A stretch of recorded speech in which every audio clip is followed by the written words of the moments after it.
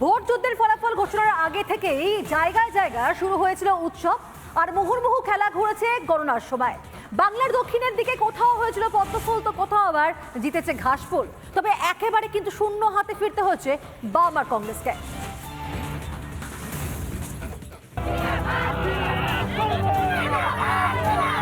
সবুজ ঝড়ের মাঝে গেরুয়া আবিরও চোখে পড়েছে দক্ষিণবঙ্গে। জয়ের উৎসবে মাতল বিজেপি তৃণমূল দুই দলই। মতুয়াগড় বনগাঁয় জয়ী বিজেপি প্রার্থী শান্তনু ঠাকুর ৭০,০০০-এরও বেশি ভোটে জয়লাভ করেন বিজেপি প্রার্থী। কাশি ঘণ্টা বাজে উৎসবে গা ভাসালো বনগাঁ।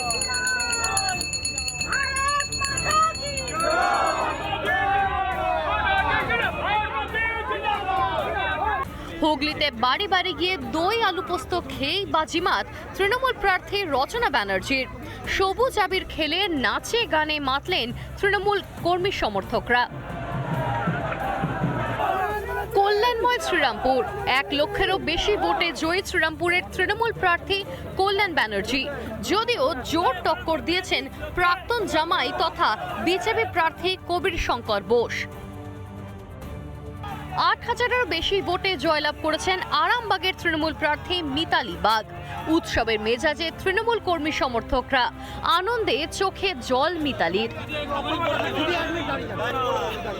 বাংলার মানুষ তাদেরকে যোগ্য জবাব দিয়েছে, এই জন্য আমি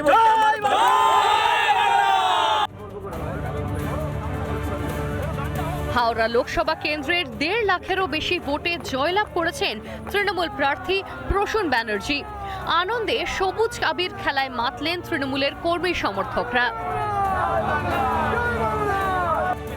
বারাসত কেন্দ্রে ১ লাখেরও বেশি মার্জিনে জয়ী কাকলি ঘোষ দস্তিদার। লক্ষ্মীর ভান্ডার বন্ধ করে দেওয়ার ভয় দেখিয়ে কি জয়লাভ কাকলির? জয়ের পর করলেন সাংবাদিক সম্মেলন। বারাসাত সংসদীয় এলাকার জনগণকে ধন্যবাদ জানাবো। বসিরহাট ও যাদবপুর কেন্দ্র বিপুল সংখ্যক ভোটে জিতেছেন তৃণমূল প্রার্থীরা। প্রথমবার রাজনীতির ময়দানে নেমে ৪.৫ লাখ ভোট পেয়েছেন রেখা পাত্র। সাহসিকতার পরিচয় দেখিয়েছে সন্দেশখালীর প্রতিবাদী মুখ। মানুষকে ভীত করার চেষ্টা, সন্ত্রস্ত করার চেষ্টা, আমি মনে করি বাংলার মানুষ তথা গোটা ভারতবর্ষের মানুষ নরেন্দ্র মোদী এবং অমিত শাহকে মুখের উপর জবাব দিয়েছে। মথুরাপুরে জয়ী তৃণমূল প্রার্থী বাপি হালদার। খুশিতে মগরাহাট পশ্চিমে তৃণমূল কর্মী সমর্থকদের উচ্ছ্বাস। পাশাপাশি জয়নগরেও বাজিমাত প্রতিমা মণ্ডলের। মানুষের রায় বদলালো কাঁথি ও তমলুকের ভাগ্য। তৃণমূলের হাত থেকে ক্ষমতা দখল করল বিজেপি। কাঁথিতে জয়ী বিজেপি প্রার্থী সৌমেন্দু অধিকারী। ঢাক ঢোল বাজিয়ে উৎসব বিজেপি কর্মী সমর্থকদের। তমলুকে জয়লাভ করেন বিজেপি প্রার্থী অভিজিৎ গাঙ্গুলি। মেদিনীপুরে জোর টক্কর অগ্নিমিত্রা পল ও জুন মালিয়ার। মাত্র ২৭,১৯১ ভোটে জয়ী তৃণমূল প্রার্থী জুন মালিয়া। জয় তো আমার একা নয়, জয় তো বাংলার মানুষ দেখিয়ে দিয়েছে যে বাংলার মানুষ দিদিকে চায়, বাংলার মানুষ অভিষেক ব্যানার্জিকে চায়। দায়িত্ব তো এবার বাড়লো, তাহলে ফোকাস কোন দিকে? ফোকাস ৭টা বিধানসভার ওপর থাকবে। ঝাড়গ্রামের আকাশেও সবুজ আবির। ১.৫ লাখেরও বেশি ভোটে জয়ী তৃণমূল প্রার্থী কালীপদ সরেন। রিপাবলিক বাংলা। বাংলার বেশ কয়েকটি কেন্দ্রে ঠিক এভাবেই জয় পেয়েছে বিজেপি। তবে অন্যদিকে ডায়মন্ড হারবার থেকে কৃষ্ণনগর বা বসিরহাট থেকে বোলপুর দিকে দিকে জয়ের স্বাদ পেল তৃণমূল।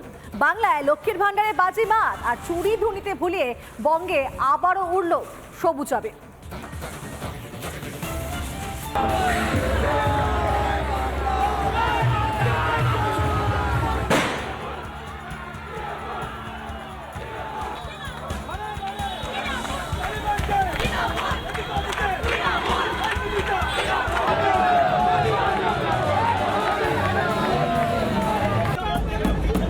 ফল প্রকাশের পরে আনন্দ উচ্ছ্বাসে মেতে উঠেছেন কর্মী সহপ্রার্থীরা।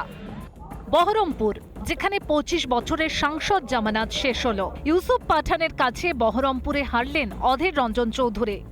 ये जीत सिर्फ मेरी नहीं, यहाँ पे जितने लोग हैं, जितने भी कर्मी हैं यहाँ के, उनकी जीत है। तो मैं सबको धन्यवाद करता हूँ, सबको मुबारकबाद देता हूँ। ভোট ঠিকঠাক হয়েছিল এবং আমাদের চেষ্টা কোনো ত্রুটি ছিল না। এখন নির্বাচন মানুষের মতামতের উপর নির্ভর করে।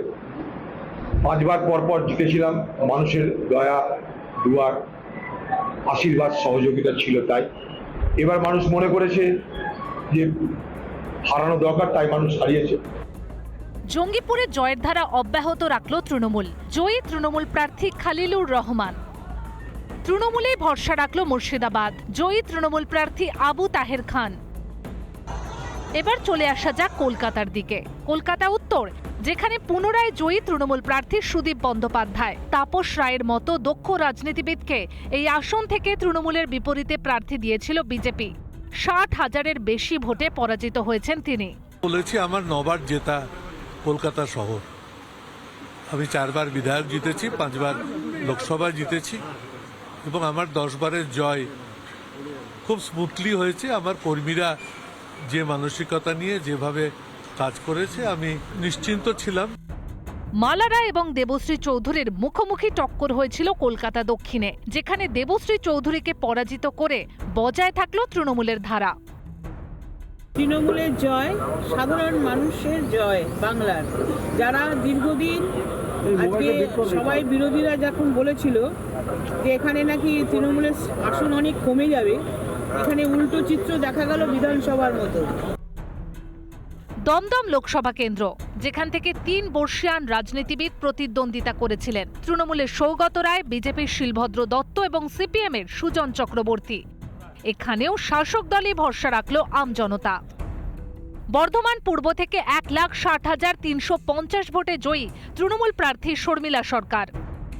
মেদিনীপুর আসন ছেড়ে বর্ধমান দুর্গাপুরে গিয়েছিলেন দিলীপ ঘোষ, কিন্তু তৃণমূল প্রার্থী কীর্তি আজাদের কাছে 1,37,564 ভোটে পরাজিত হতে হলো তাঁকে। 63,000 ভোটে আসানসোলে জয়ী হয়েছে তৃণমূল প্রার্থী শত্রুঘ্ন সিনহা। সুভাষ সরকারকে পরাজিত করে বাঁকুড়ার নতুন সাংসদ হলেন তৃণমূলের অরূপ চক্রবর্তী। বিষ্ণুপুরে বজায় থাকল সৌমিত্র রাজ। প্রাক্তনী সুজাতা মণ্ডলকে পরাজিত করে আসন ধরে রাখলেন বিজেপি প্রার্থী সৌমিত্র।